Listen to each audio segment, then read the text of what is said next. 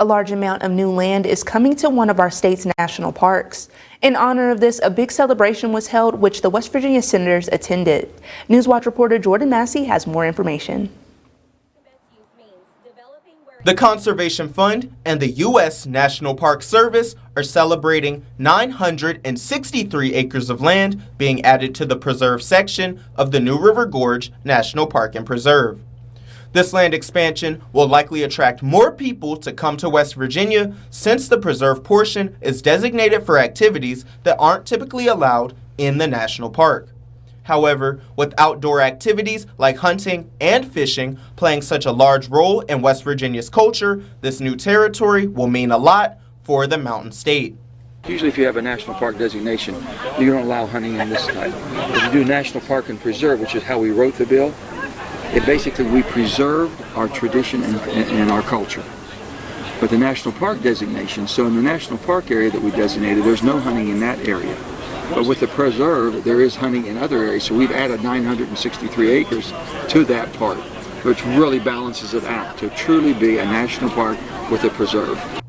The acres of land that are coming to the National Park and Preserve are located in an area that is commonly known as Irish Mountain. This land was the largest private land holding within the park's authorized boundary before this acquisition, which will open up a lot of opportunities for recreation in the park now that the public will have access to it. The property was acquired by the Conservation Fund back in November of 2021, and with money from the Land and Water Conservation Fund, the land was able to be transferred to the National Park Service for this official expansion. Having a chance to add a piece of property to a national park here in West Virginia is a big deal.